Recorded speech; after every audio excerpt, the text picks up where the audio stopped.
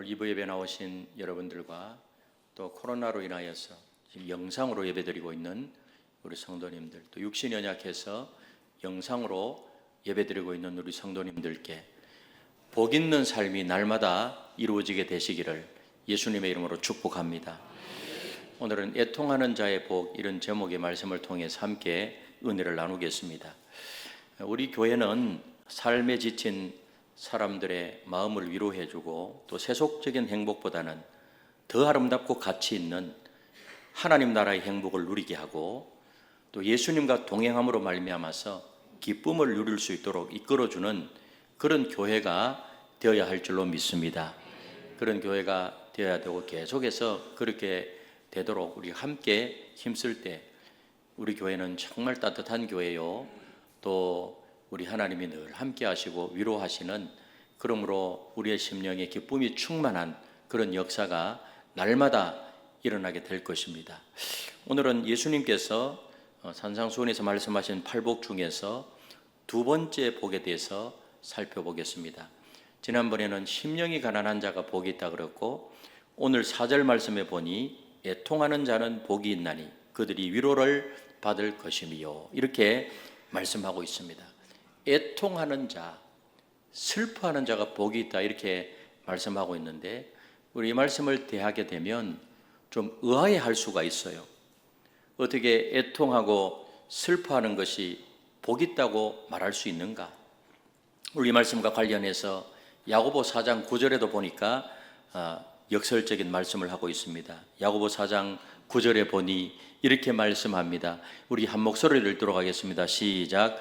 슬퍼하며 애통하며 울지어다. 너희 웃음을 애통으로, 너희 즐거움을 근심으로 바꿀지어다. 웃고 즐거워하면 복이 있다, 이렇게 말씀을 하면 쉽게 이해가 되는데, 슬퍼하며 애통하면 복이 있다, 이건 잘 이해가 안 돼요. 그러니까 이것은 역설적인 진리입니다. 우리 주님은 역설적인 진리를 많이 말씀하세요. 사실은 이 팔복의 말씀을 보면 그런 것으로 가득 차 있어요. 세상은 우리에게 항상 행복하고 즐거워한다고 말씀합니다. 하지만 예수님의 가르침은 이와는 정반대예요. 오늘 말씀을 통하여서 우리는 진정한 행복의 비밀이 무엇인가를 발견하게 될 것입니다. 그렇다면 예수님께서 말씀하신 애통과 위로라는 것은 어떤 의미일까요? 예수님이 하신 말씀의 그 의미가, 이것을 아는 것이 굉장히 중요합니다. 첫 번째, 그래서 애통의 의미와 가치입니다. 오늘 본문에서 이 애통이라는 단어는 히브리어로 에벨이라는 단어예요. 에벨. 이 에벨, 이 말은 가장 강렬하고 고통스러운 슬픔을 말합니다. 그래서 이 에벨은 단순한 그런 눈물이 아니라 가슴이 찢어지는 듯한 아픔을 동반한 슬픔. 여러분, 때로는 우리가 참 가슴이 찢어질 듯한 그런 아픔을 경험할 때가 있잖아요. 그럴 때 에벨이라는 단어 써요. 에벨, 애통이라는 것입니다. 우리가 살면서 겪는 일반적인 애통에는 여러 가지가 있습니다. 사랑하는 사람과 이별할 때 정말 가슴이 찢어질 듯한 그런 아픔이 있죠. 사업에 실패를 한다든지, 질병으로 인하여서 고통을 당한다든지, 배신으로 인한 상처 등등 있을 수 있습니다. 이러한 경험들은 우리에게 큰 아픔을 줘요. 때로는 이 고통이 너무 커서 숨조차 쉴 수 없을 정도로 가슴이 아파요. 그런 아픔이 있을 수가 있습니다. 하지만 이런 애통의 경험들은 우리 삶에 중요한 의미를 가져다 준다는 것입니다. 그래서 전도자, 지혜자 솔로몬은 전도서 7장 2절에서 4절의 말씀을 통해서 우리에게 이렇게 말씀합니다. 우리 한 목소리로 읽어보도록 하겠습니다. 시작. 초상집에 가는 것이 잔치집에 가는 것보다 나으니 모든 사람의 끝이 이와 같이 됨이라. 산자는 이것을 그의 마음에 둘지어다. 슬픔이 웃음보다 나음은 얼굴에 근심하는 것이 마음에 유익하기 때문이니라. 지혜자의 마음은 초상집에 있으되 우매한 자의 마음은 혼인집에 있느니라.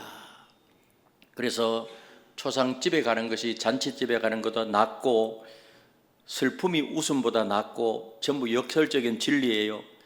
얼굴에 근심하는 것이 뭐라고요? 마음에 유익하기 때문이라.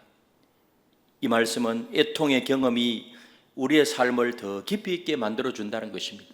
나에게 슬픔과 애통하는 그런 일을 경험하게 될 때 우리 인생의 삶이 점점 깊어지게 되고요, 애통은 인생의 의미를 깊게 생각하게 하고 겸손을 배우게 하고 다른 사람의 아픔에 더 민감하게 반응할 수 있도록 해준다는 것입니다. 내가 그런 것을 경험하게 되면요, 다른 사람이 그런 것을 경험할 때 내가 다른 사람의 아픔을 거기에 동참하면서 위로해 줄 수가 있고, 그래서 민감하게 다른 사람의 아픔에 반응할 수 있다는 것입니다.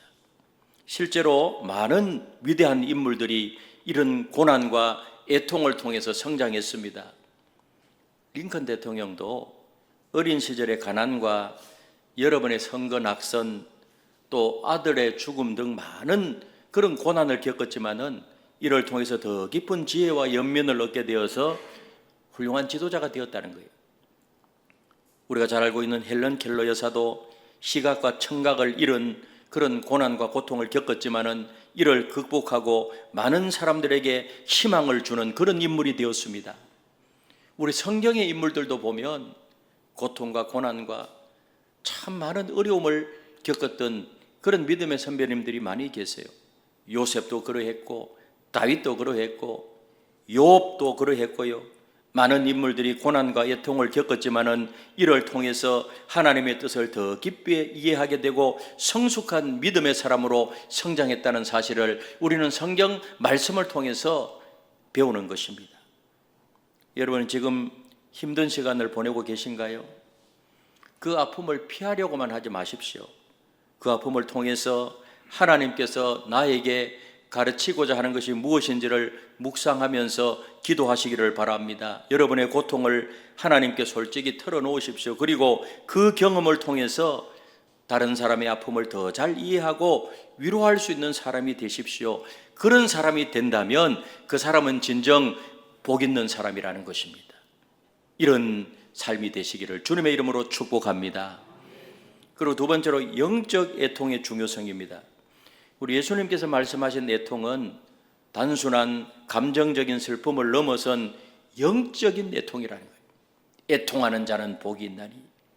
영적 애통이 뭘까요? 자신의 죄와 자신의 불완전함과 세상의 죄악된 모습에 대해서 깊이 슬퍼하는 것을 의미해요.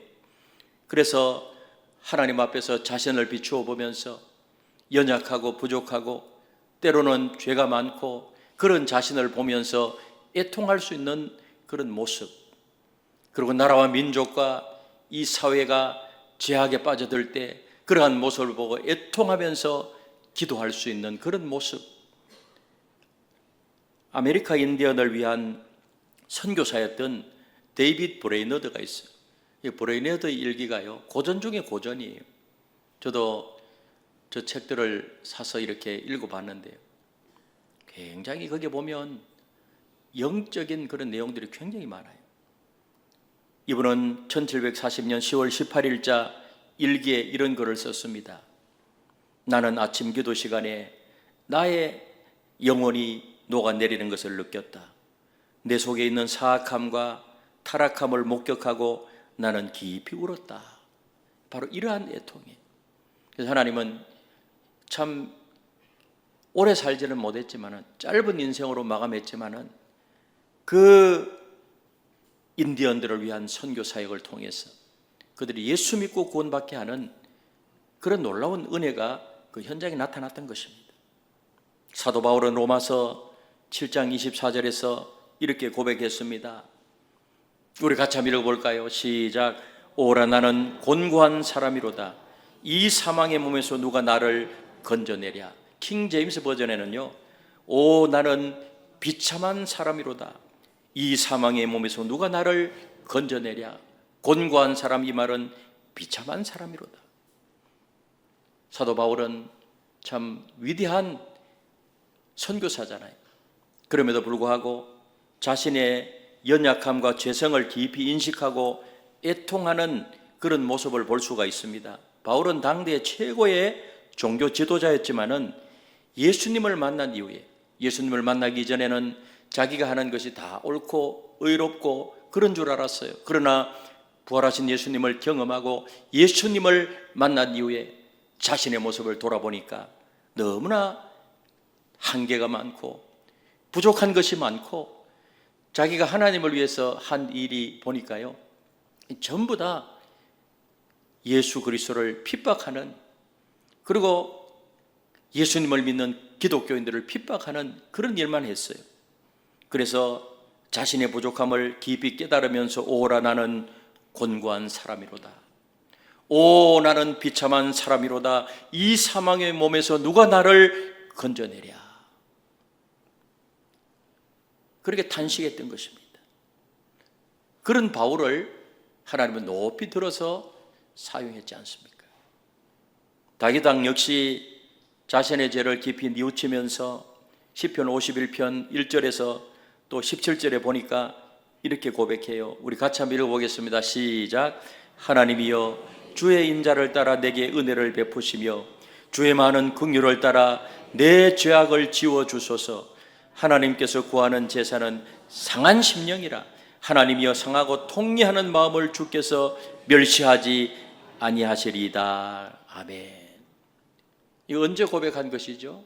다윗이 바세바를 범하고 그 남편 우리아를 치열한 전쟁터로 보내어서 죽게 한 큰 죄를 지었어요. 그래서 한 가정이 파괴되었어요.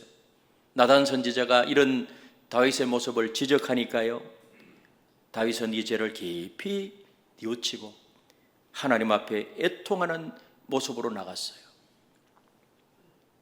주의 많은 긍휼을 따라서 내 죄악을 지워 주소서. 상한 심령으로 자신의 허물과 죄를 깊이 회개하면서 울면서 그 눈물로 침상을 적실 정도로 하나님 저는 죄인입니다, 이렇게 통해 자복했습니다. 그 결과 하나님께서 다윗을 위로해 주셨고요, 잠시 고통을 당했지만은 다시 왕으로 시험을 입었고 하나님께 인정받는 사람이 되었습니다. 이처럼 영적인 애통은 자신의 죄를 인식하고 하나님 앞에 겸손히 나가는 것입니다. 여기서 한 걸음 더 나가서요, 본문에서 말씀하시는 애통은 다른 사람의 죄와 세상의 악함에 대해서도 애통하는 것입니다. 내 죄를 바라보면서 그것을 애통할 뿐만 아니라 다른 사람의 죄를, 하나님 저 때문에 그렇습니다, 제가 기도하지 않아서 그렇습니다, 나라와 민족의 죄를 바라보면서 애통해하는 그런 모습, 이런 모습이 복 있는 사람이라는 거예요. 바로 예레미야 선지자는 그 예루살렘의 멸망을 보면서 애통해했습니다. 남유다가 이제 바벨론에게 멸망당하기 직전에 계속해서 하나님의 메시지를 그 백성들에게, 왕에게 전달했습니다. 그래서 그 말씀대로 순종했으면 그렇게 짓밟히고 폐허가 되고 성전까지 완전히 파괴되고 이렇게 되지 않았을 터인데, 이 왕과 백성들이요 완전히 우상을 숭배하고 그렇게 되어가지고 선지자의 말에 귀를 안 기울이는 거예요. 핍박하고. 그런 모습을 보고 앞으로 우리 민족이 어떻게 될 것인가를 알았기 때문에 울면서 그렇게 애가를 짓고요. 그래서 예레미야 애가가 나온 거예요. 예레미야는 눈물의 선지자예요. 자신의 죄 때문에 애통한 것 아니, 민족의 죄, 앞으로 포로로 끌려가고 수많은 사람이 죽음을 당하고 예루살렘이 폐허가 되고 성전이 폐허가 되고 그런 모습을 바라보면서 예레미야는 울었던 것입니다. 예레미야 예가 3장 48절 49절에 보면 이렇게 말씀합니다. 우리 같이 한번 읽어볼까요? 시작. 딸 내 백성의 파멸로 말미암아 내 눈에는 눈물이 시내처럼 흐르는도다. 내 눈에 흐르는 눈물이 그치지 아니하고 쉬지 아니하며. 눈물이 얼만큼 흐른다고요? 시내처럼 흐른다. 계속 울었어요. 내 눈에 흐르는 눈물이 그치지 아니하고 쉬지 아니하며. 제 백성이 영적으로 어두워져서 왕을 비롯한 백성들이 하나님의 뜻을 알지 못하고 계속해서 하나님이 원하시는 그런 방향으로 나가지 않고, 그 결과는 뻔하잖아요. 그 모습을 보고 민족의 죄를 움켜잡고 그 눈물이 시내처럼 흐를 정도로 그렇게 울면서 애통해하는 그 예레미야의 모습, 눈물의 선지자. 사실 이 예레미야는요, 참 많은 고난을 겪었지만은 하나님의 관점에서 볼 때는 진짜 복 있는 사람이었어요. 복 있는 사람. 모세도 그랬습니다. 이스라엘 백성들이 금송아지를 만들어서 우상을 숭배했을 때 그들을 위해서 기도했습니다. 그래서 하나님께서 우상 숭배하는 그 이스라엘 백성을 보고 내 저들 다 진멸해버리겠다. 모세에게 너와 또 새롭게 만들어주겠다. 저들은 다 내가 쓸어버리겠다. 그렇게 말했을 때 모세가 뭐라 그래요? 하나님 그러시면 절대로 안 됩니다. 저 이방 민족들이 하나님을 섬기는 하나님의 백성들이 하나님께 좀 죄를 지었다고 해서 저들 다 쓸어버리면 저들이 뭐라고 말하겠습니까? 절대로 영광이 안 됩니다. 차라리 만약에 그러시기를 원한다면 주께서 기록한 책에서 내 이름을 지워버려 주십시오. 제가 구원받지 못할 지언정 이 민족은 하나님 살려주십시오. 통곡하면서 울면서 기도했던 모세의 기도. 우리 출애굽기 32장 31절에서 32절 말씀을 같이 읽도록 하겠습니다. 시작. 슬프도소이다. 이 백성이 자기들을 위하여 금신을 만들어 싸우니 큰 죄를 범하였나이다. 그러나 이제 그들의 죄를 사하여 주옵소서. 그렇지 아니하시오면 원하건대 주께서 기록한 책에서 내 이름을 지워버려 주옵소서. 결국 하나님께서는 모세의 기도를 들어주셨다는 사실을 믿으시기를 바랍니다. 이것이 바로 영적으로 애통하는 모습이에요. 자신의 죄뿐만 아니라 다른 이들의 죄 그리고 이 세상의 악함에 대하여서 가슴 아파하는 것입니다. 이것이 뭐예요? 그리스도인의 모습이 되어야 된다는 거예요. 오늘 저와 여러분들의 모습이 되어야 된다는 것입니다. 여러분 얼마나 자주 죄를 인식하고 애통해하고 있습니까? 우리는 알고 모르고 짓는 죄들이 있어요. 그런 것이 있으면 늘 하나님 앞에 애통해하면서 그렇게 기도해야 돼요. 그리고 주변의 불의와 악함에 대하여서 얼마나 마음 아파하고 있습니까? 오늘부터 그날 하루 동안 지은 죄와 우리 사회의 문제들에 대해서 하나님 앞에 애통하며 기도하는 시간을 가져보시기를 주님의 이름으로 축복합니다. 그렇게 할 때 하나님이 역사하신다는 거예요. 하나님이 붙들어 주신다는 것입니다. 그리고 자신과 사회가 변화될 수 있도록 기도하고 행동하는 그리스도인의 모습, 우리 한국교회가 우리 교회가 그런 모습을 보여준다면 이 사회에서 참 이 사회의 대안은 기독교밖에 없다. 우리 초대 한국교회가 그랬잖아요. 그렇게 될 줄로 믿습니다. 우리가 팔복에서 말씀하시는 이 주님의 이 말씀을 실천한다고 하면 많이 달라질 거예요. 그리고 마지막으로 애통하는 자에게 주어지는 위로입니다. 애통하는 자는 복이 있나니 그들이 무엇을 받을 것이며 위로를 받을 것이며 이게 축복이라는 것입니다. 그래서 애통하는 자들은 하나님께서 위로를 받을 것이라고 분명히 약속하고 있어요. 사람은 약속을 어기지만 우리 하나님은 약속을 반드시 지키세요. 아멘.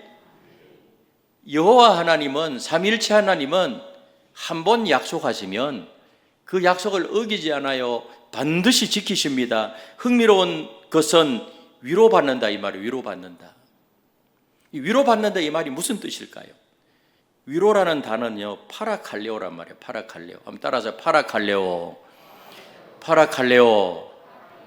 파라 이 말은 곁에라는 말이고 칼레오란 말은 부른다는 말이에요. 이 합치면 뭘까요? 곁에서 부른다 이 말이에요. 한번 따라서 곁에서 부른다. 곁으로 부른다. 곁으로 부른 거예요.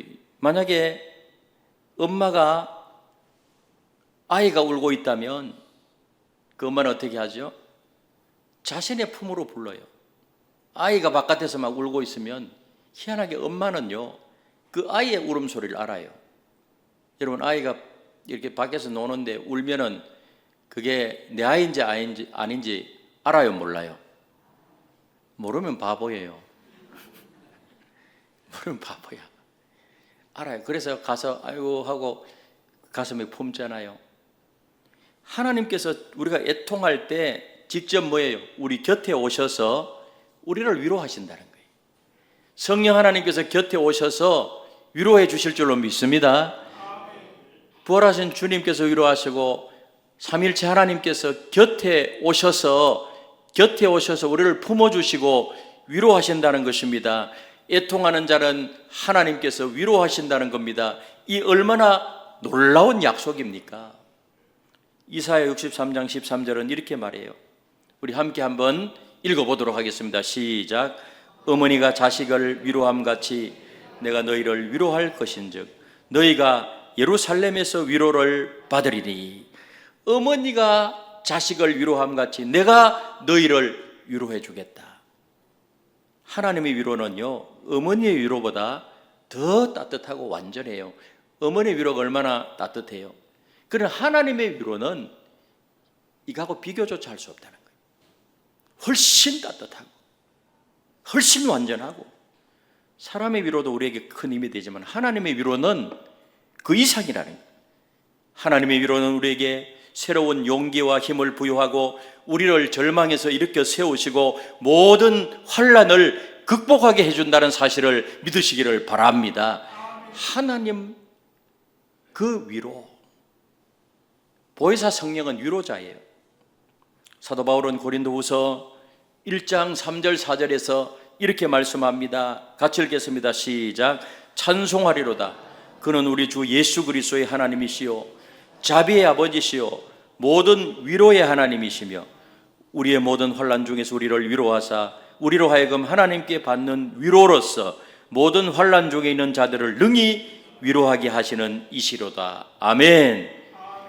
모든 위로의 하나님이란 하나님의 위로는 단순히 우리의 고통을 그냥 잠시 잊어버리게 하는 것이 아니라 우리를 변화시키고 우리를 통해서 다른 이들도 위로받게 하는 놀라운 힘이 있다는 것입니다. 여러분, 이 하나님의 위로를 받으시기를 주님의 이름으로 축복합니다. 더 나아가서 하나님은 우리에게 궁극적인 위로, 천국의 소망을 준다. 천국의 소망.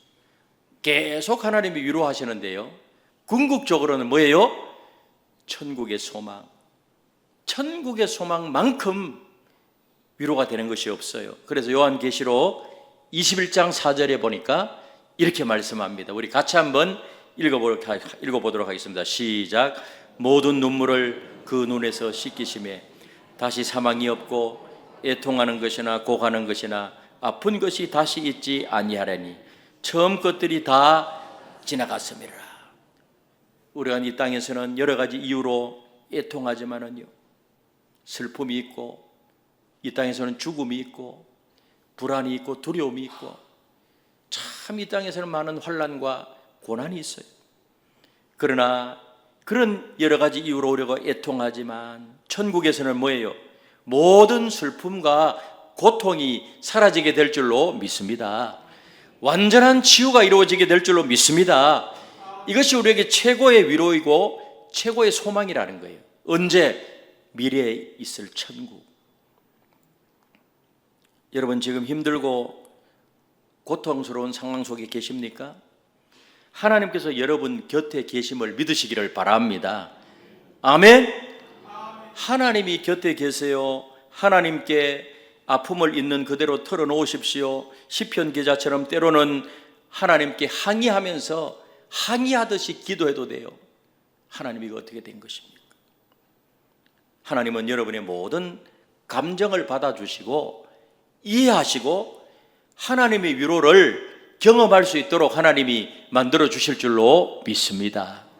이 하나님의 위로, 또한 우리 주변에 통하는 이들이 있다면 하나님의 위로의 도구가 되어서 그들을 돌보고 위로하는 자가 되어야 돼요. 그래서 때로는 말없이 곁에 있어 주는 것만으로 큰 위로가 될 수 있어요. 슬픔을 타고 아파할 때 그냥 옆에 있어 주는 거예요. 손을 꼭 잡고 말하지 않았대요. 너 마음 안다. 마음과 마음이 전달될 수 있어요. 굉장히 큰 위로가 돼요. 우리가 받은 하나님의 위로로 다른 사람을 위로하는 그런 삶을 살아가게 되시기를 바랍니다. 우리는 주님의 성품을 닮은 자잖아요. 신의 성품을 닮았어요. 그 하나님께서 위로자라고 하면 이제 위로받고 다른 사람을 위로할 수 있는 그런 모습이 돼야 돼요. 그게 뭐예요? 기독교 정신인 거예요. 한 가지 더 살펴볼 것은 애통이 어떻게 기쁨으로 변화되는가 하는 거예요. 기쁨으로 변화되는가.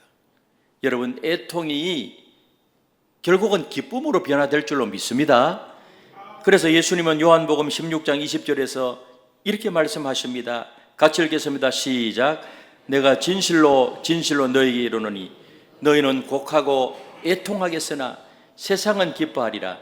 너희는 근심하겠으나 너희의 근심이 도리어 기쁨이 되리라. 아멘. 이 말씀은 예수님의 죽음과 부활을 예언하는 것이지만 동시에 우리의 신앙의 본질을 보여줘. 우리의 애통이 결국에는 기쁨으로 변화된다는 것입니다. 믿으십니까? 결국은 기쁨으로 변화돼요. 시편 30편 5절은 이렇게 말씀합니다. 같이 읽겠습니다. 시작. 그의 노여움은 잠깐이요 그의 은총은 평생이로다. 저녁에는 울음이 깃들지라도 아침에는 기쁨이 오리로다. 할렐루야. 기쁨이 오게 될 줄로 믿습니다. 애통이 기쁨으로 변화될 줄로 믿습니다. 그러므로 우리의 애통은 영원하지 않아요. 하나님의 위로와 은혜로 인하여서 우리의 슬픔은 기쁨으로 변화됩니다. 이것이 바로 부활의 능력임을 믿으시기를 바랍니다. 사도행전에 보면은요, 초대교회 성도들이 핍박과 고난 가운데서도 기쁨을 누렸어요. 얼마나 힘들어요. 박해 시대예요. 그런 상황 속에서도 초대 그리스도인들은 그 고통 가운데서도 때로는 울고 때로는 애통이 하지만은 그 가운데서도 그들은 기쁨을 누렸어요. 그들은 자신들의 고난이 그리스도의 고난에 동참하는 것임을 알았기 때문에 오히려 그들은 기뻐했다는 것입니다. 그래서 바울과 실라가요, 빌립보 감옥에 갇혔을 때 그 감옥의 상황이 얼마나 힘들어요. 한밤중에 그 심령 속에 주님이 주시는 기쁨으로 인해서 기도하면서 오히려 찬송했잖아요. 사도행전 16장 25절에 보니까 이렇게 말씀합니다. 우리 같이 한번 읽어보겠습니다. 시작. 한밤중에 바울과 실라가 기도하고 하나님을 찬송하며 제수드렸다. 그들의 애통이 기쁨의 찬송으로 변화된 것입니다. 사랑하는 성도 여러분, 지금 여러분 마음속에 그런 애통이 있습니까? 하나님께서 여러분의 애통을 기쁨으로 바꾸어 주실 줄로 믿습니다. 아직 그 기쁨이 보이지 않더라도 소망 가운데 인내하면서 그렇게 기도하시기를 바랍니다. 그래서 작은 것에서 감사하고요, 오히려 애통해하면서 하나님이 주시는 기쁨을 경험하시고 여러분의 눈물을 씻어주실 하나님을 신뢰하면서 나아가시기를 바랍니다. 사랑하는 성도 여러분, 오늘 우리는 이 애통하는 자는 복이 있다는 예수님의 역설적인 가르침을 보았어요. 우리 이 말씀을 통해서 중요한 진리를 깨닫습니다. 애통이라는 것은 우리의 삶의 불가피한 부분이에요. 우리가 이 땅을 살아가는 동안에 많은 어려움과 그런 때로는 정말로 이 가슴이 찢어질 것 같은 그런 슬픔이 있을 수 있어요. 그러나 그러한 것이 있지만 동시에 이것은 영적 성장의 기회입니다. 내 자신의 연약함을 인정하고 죄를 통회하고 세상의 아픔에 함께 아파할 때 우리는 하나님과 더 가까워지고 다른 이들을 더욱 깊게 이해할 수 있고 우리가 위로자가 될 수 있다는 사실을 믿으시기를 바랍니다. 그리고 하나님은 애통하는 자들을 특별히 돌보시고 그리고 위로하십니다. 우리가 겪는 모든 슬픔과 고통을 우리 하나님은 알고 계시고요, 하나님의 위로는 우리에게 세임과 소망을 줍니다. 하나님 머리털 하나까지도 세심받으신 그 하나님께서 우리의 슬픔, 우리의 아픔, 우리의 고통을 하나님이 모를 리가 없어요. 다 알고 계시는 전능하신, 무소부지하신 그런 하나님이심을 믿으시기를 바랍니다. 그래서 세임과 새 소망을 주는 그 하나님의 위로를 날마다 경험하시고요, 그리고 우리의 애통은 언젠가 반드시 기쁨으로 바뀌게 될 것입니다. 지금은 고통스럽고 힘들더라도 하나님의 약속을 믿고 소망 가운데 인내하며 기도하며 나가게 될 때 그 고통이 기쁨으로 변화될 줄로 믿습니다. 우리 모두 자신의 애통을 하나님께로 가져가서 다 위로받으시기를 바랍니다. 아멘. 여러분 마음속에 쓴뿌리도 다 뽑혀지는 그런 은혜가 있게 되시기를 바랍니다. 그리고 우리 교회가 이 세상에 애통하는 자들을 품고 위로하는 그런 공동체가 되시고 여러분 자신이 그렇게 되시기를 바랍니다. 이것이 바로 선한 영향력이에요.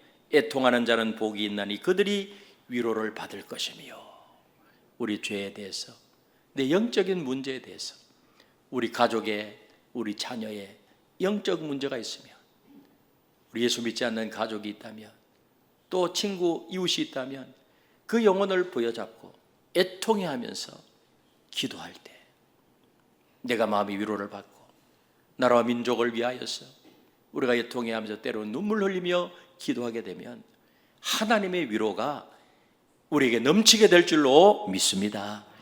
이런 은혜 있는 그 놀라운 은혜, 이 약속을 굳게 믿고 살아가는 저와 여러분들이 다 되시기를 예수님의 이름으로 축원합니다.